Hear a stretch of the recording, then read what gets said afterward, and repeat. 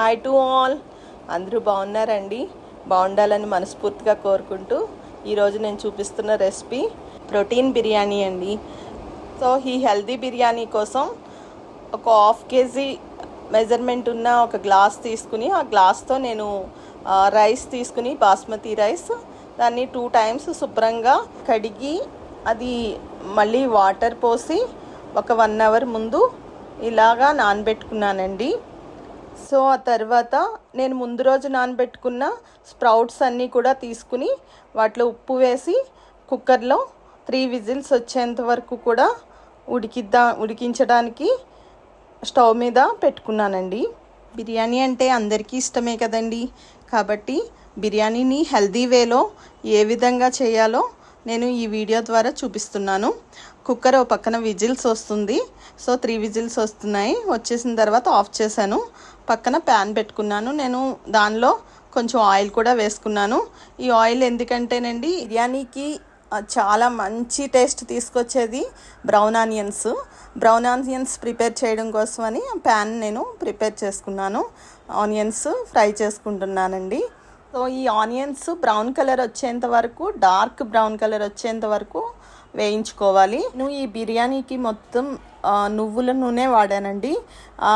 ఇంకా నేను చాలా తక్కువ ఆయిల్ యూస్ చేసి, మామూలుగా అయితే బిర్యానీకి చాలా ఆయిల్ పడుతుంది. నేను ఇక్కడ ముందు రోజు మ్యారినేషన్ చేసి పెట్టుకున్న చికెన్ని స్టీమ్ చేయడం కోసం అని చెప్పేసి స్టీమ్కి సంబంధించిన ఒక పాత్ర తీసుకున్నానండి. దాంట్లో జాయింట్స్ పెడుతున్నాను. నార్మల్గా అయితే ఇలా స్టీమ్ చేయడానికి ఏమీ లేనట్లయితే ఇడ్లీ పాత్ర ఉంటుంది కదండి, దానిలో కూడా పెట్టి స్టీమ్ చేసుకోవచ్చు. నా దగ్గర ఇది ఉంది కాబట్టి నేను ఇది యూస్ చేస్తున్నాను. ఇది ఆయికుడుం అని చెప్పేసి అంటారు కదా, అది దానికి సంబంధించిన పాత్ర నేను యూస్ చేస్తున్నాను. ఈ చికెన్లో కారం, కొంచెం సాల్ట్ వేసి మ్యారినేషన్ చేసుకున్నానండి. నైట్ ఫ్రిడ్జ్లో పెట్టాను. అంతే. ఇంకా నేను వేరే మసాలా కానీ నెక్స్ట్ అల్లం వెల్లుల్లి పేస్ట్ కూడా నేను యాడ్ చేయలేదు. చికెన్ స్టీమ్ కోసం ఒక పక్క స్టవ్ ఆన్ చేసి పెట్టేశాను. ఇంకొక పక్క బ్రౌన్ ఆనియన్స్ వేపుతున్నాను. సో ఈ ఆనియన్స్ మరీ బ్లాక్ కలర్ వచ్చేంత వరకు వేయించకూడదండి, ఎందుకంటే ఆయిల్ తక్కువ యూస్ చేసి వేపిస్తున్నాం కాబట్టి అది ఈ కలర్ వస్తే సరిపోతుంది. ఆనియన్స్ అయితే అయిపోయిందండి. బ్రౌన్ ఆనియన్స్ లాగా మనం ఈ విధంగా అయితే సరిపోతుంది. నేను బౌల్లో తీసి పక్కన పెట్టుకుంటున్నాను. మరో పక్క పాలకూర నేను క్లీన్ చేసుకుంటున్నాను. ఈ బిర్యానీలో పాలకూర కూడా యూస్ చేస్తాను నేను. పిల్లలు నార్మల్గా అయితే పాలక్ తినరు. సో ఇలా బిర్యానీలో వేసి మనం పెట్టచ్చు. చికెన్ ఒక 20 minutes ఉంచితే సరిపోతుందండి. ఇలా స్టీమ్ అయిపోయింది. నేను తీసేసాను, పక్కన పెట్టేసుకున్నాను. దాన్ని మళ్ళీ ఇంకొక ప్రాసెస్ ఉంది, ఆ ప్రాసెస్లో మళ్ళీ చూపిస్తాను. ఇక్కడ నేను పక్కన ఇంకో స్టవ్ వెలిగించి దాని మీద బిర్యానీకి కావాల్సిన పాత్ర పెట్టుకున్నాను. సో అది కొంచెం వేడయ్యేలోపు నేను ఈ బిర్యానీలో ఏమేమి యూస్ చేస్తున్నానో చెప్తాను. చూడండి, బ్రౌన్ ఆనియన్స్, నెక్స్ట్ అల్లం వెల్లుల్లి పేస్ట్, పుదీనా, కొత్తిమీర, పెరుగు, నెక్స్ట్ మసాలా పొడి, పసుపు, మిరియాల పొడి అండి, ఇది నల్ల మిరియాల పొడి, కారం. సో ఇవి గింజలండి. ముందు రోజు నానబెట్టుకుని కుక్కర్లో 3 విజిల్స్ వచ్చేంత వరకు కూడా ఉడికించుకున్న గింజలు. దీంట్లో అలసందలు, కిడ్నీ బీన్స్ ఉన్నాయి. కిడ్నీ బీన్స్ కొంచెం గ్యాస్ట్రిక్స్ ఉన్న వాళ్ళకి ఇబ్బంది కలిగించవచ్చు. కాబట్టి సో గ్యాస్ట్రిక్ ఇష్యూస్ ఉన్న వాళ్ళు మాత్రం కిడ్నీ బీన్స్ ఒక్కటి అవాయిడ్ చేయండి, మిగతా అన్నీ కూడా యూస్ చేసుకోవచ్చు. సో ఇవి చాలా మంచి ప్రోటీన్ అండి. ఈ స్ప్రౌట్స్ అన్నీ కలిపి ఒక బౌల్ క్వాంటిటీలో తీసుకున్నానండి నేను. పిల్లల దగ్గర నుంచి పెద్దవాళ్ళ వరకు ఎవరైనా తీసుకోవచ్చు ఇవి. సో బిర్యానీ ఇష్టంగా తినే పిల్లలకి ఇలా స్ప్రౌట్స్ వేసి బిర్యానీ చేసి పెట్టడం చాలా హెల్దీ అండి. ఈ కర్డ్ చాలా గట్టిగా ఉన్న హోమ్ మేడ్ కర్డే తీసుకున్నాను నేను. సో వీటన్నిటితో పాటు నేను మిగతా ఇంగ్రీడియంట్స్ కూడా చూపిస్తున్నాను. కొన్ని ఆనియన్స్ అండి, ఒక ఆనియన్ని అలాగా పెద్ద ముక్కలుగా కట్ చేసుకున్నాను. నెక్స్ట్ పచ్చిమిర్చి, నెక్స్ట్ అది పాలక్ అండి, పాలకూర. సో చాలా ఈజీ వేలో చాలా పోషక పదార్థాలు వేసి చేస్తున్న బిర్యానీ అండి. దీంట్లో ఆయిల్స్ నేను ఎక్కువ యూస్ చేయట్లేదు అండ్ మసాలా కూడా చాలా తక్కువ యూస్ చేస్తాను. సో చూద్దామండి. ఇంకా నేను ముందుగా నానబెట్టుకున్న బాస్మతి రైస్ అండి.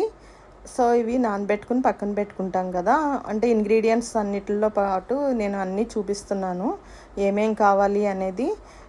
సో దానిలో భాగంగా ఇది నువ్వుల నూనె అండి. నేను ఆయిల్ కూడా యూస్ చేస్తాను కాబట్టి ఆయిల్ కూడా చూపిస్తున్నాను. దాంతోపాటు నేను ఇంకా యూస్ చేసేది ఘీ అండి, నెయ్యి. హోమ్మేడ్ నెయ్యే యూస్ చేసుకుంటే మంచిది. నేను ఘీ వచ్చేసి 1 స్పూన్ అండ్ 1.5 స్పూన్ అంతే, అంతకు మించి నేను యూస్ చేయనండి. ఎందుకంటే ఇది కూడా ఫ్యాట్ ఉంటుంది కాబట్టి మనం తక్కువ క్వాంటిటీలోనే, గుడ్ ఫ్యాటే కానీ తక్కువ క్వాంటిటీలో తీసుకుంటే మంచిది.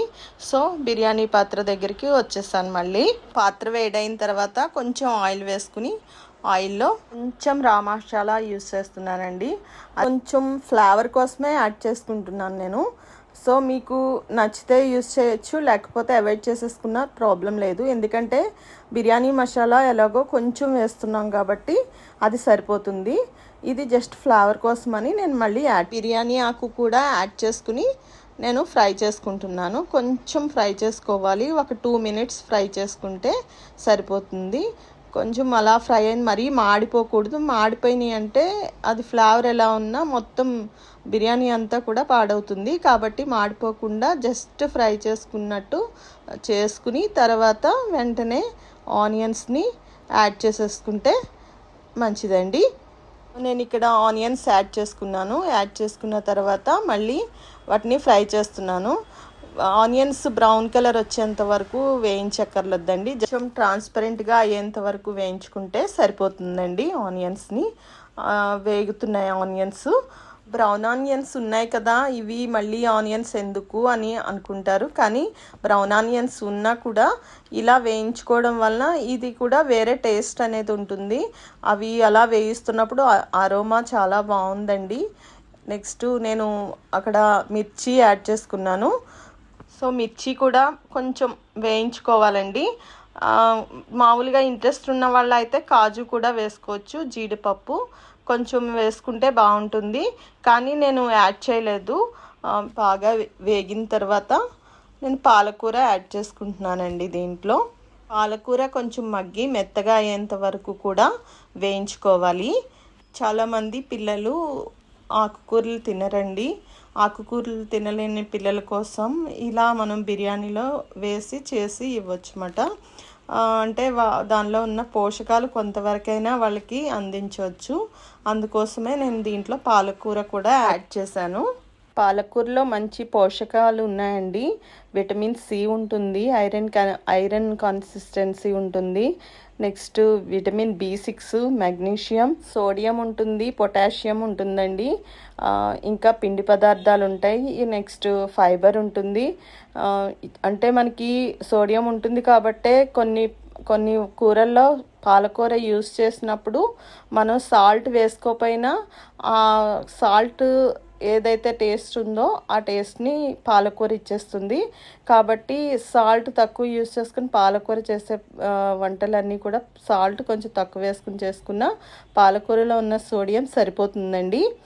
బాడీకి చాలా అవసరమైనటువంటి ఆకుకూరల్లో పాలకూర చాలా ముఖ్యమైనది. కాబట్టి పాలకూర ప్రతిరోజు తినడం వలన బాగుంటుంది, ఆరోగ్యానికి చాలా మంచిది. నెక్స్ట్ నేను ఇప్పుడు పుదీనా యాడ్ చేశాను. పుదీనాతో పాటు కొత్తిమీర కూడా యాడ్ చేసుకుంటున్నాను. నెక్స్ట్ ఇవన్నీ కలిపి కూడా మళ్ళీ కొంచెం సేపు ఫ్రై చేయాల్సి ఉంటుందండి.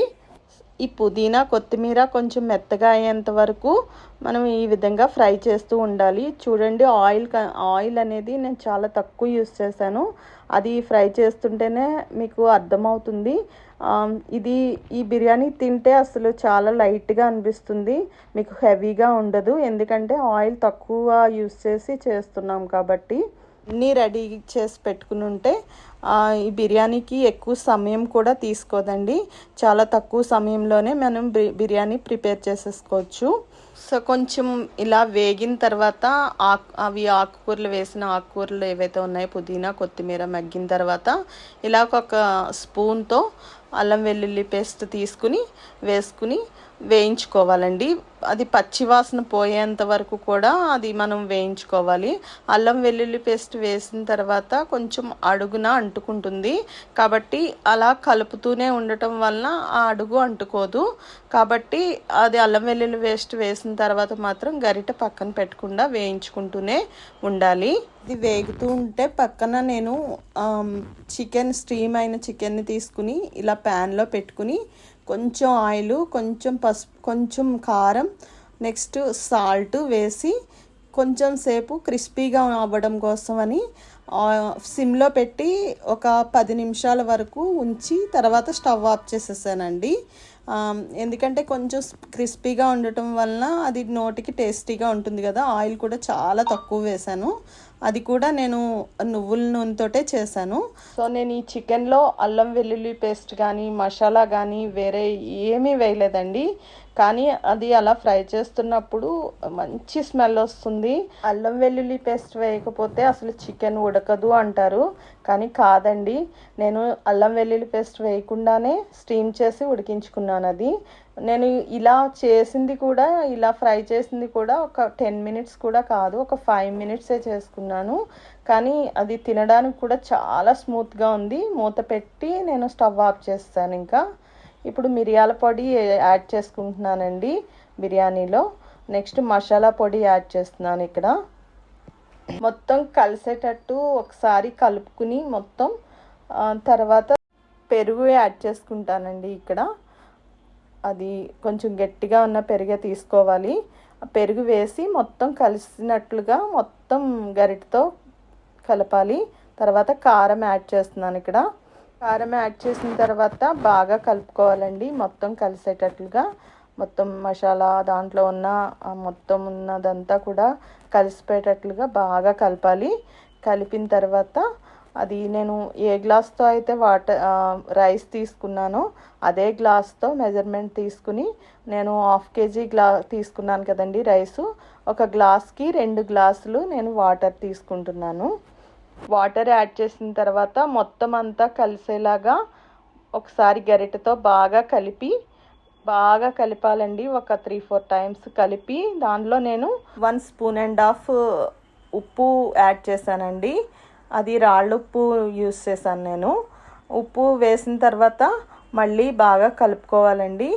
బాగా కలిసిపోయేటట్లుగా కలిపి అది దాని మీద మనం మూత పెట్టుకోవాలి. మూత పెట్టుకుని బాగా పొంగొచ్చేంత వరకు కూడా అది అవి నీళ్లు బాగా తెరలేంత వరకు కూడా అది మనం ఉడకపెట్టుకోవాలి. ఇదిగో మనకి ఇక్కడ కనిపిస్తుంది కదండి, అలాగా నీళ్లు పొంగేంత వరకు కూడా అది మనం స్టవ్ హైలో పెట్టుకుని ఉడికించుకోవాలండి. తర్వాత ఈ స్టేజ్లో మనం సాల్ట్ సరిపోయిందా లేదా అని కొంచెం ఉప్పు చూసుకోవాలి. సరిపోకపోతే యాడ్ చేసుకోవచ్చు, అంటే రైస్ వేసిన తర్వాత కూడా యాడ్ చేయొచ్చు, కానీ సరిగా కలవదు. ఇప్పుడైతే ఈ స్టేజ్లో అయితే మంచిగా కలుస్తుంది, కాబట్టి నాకు సరిపోలేదు, మళ్ళీ కొంచెం యాడ్ చేసుకున్నాను. నేను మళ్ళీ మొత్తం అంతా కలుపుకుని తర్వాత నేను మళ్ళీ టేస్ట్ చూశాను, ఉప్పు చూస్తే సరిపోయింది నాకు. ఇప్పుడు రైస్ యాడ్ చేసుకుంటున్నానండి. 1 గంట ముందు నానబెట్టుకున్న రైస్ ఇవి. బాస్మతి రైస్ యూస్ చేస్తున్నాను నేను. సో ఇది యాడ్ చేసుకుంటున్నాను. రైస్ యాడ్ చేసుకున్న తర్వాత ఎక్కువ సార్లు కలపకూడదండి. ఒక్కసారే అది నీటిలో మొత్తం అంతా కూడా ములిగేంత వరకు ఒక్కసారి కలుపుకుని తర్వాత దాని మీద మూత పెట్టుకుని ఉడికించుకోవాలండి.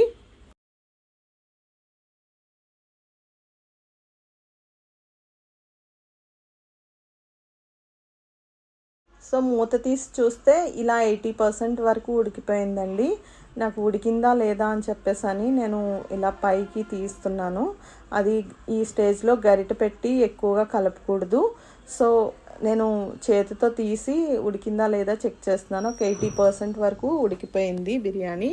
సో ఇప్పుడు ఇంకా యాడ్ చేసుకోవాల్సిన ఇంగ్రీడియంట్స్ ఉన్నాయి కాబట్టి నేను ఈ మూత తీసి ఉంచాను. సో 80% ఉడికిన తర్వాత దానిలో మనం ఉడకబెట్టుకున్న స్ప్రౌట్స్ని ఏవైతే ఉన్నాయో అవన్నీ కూడా యాడ్ చేసుకోవాలండి.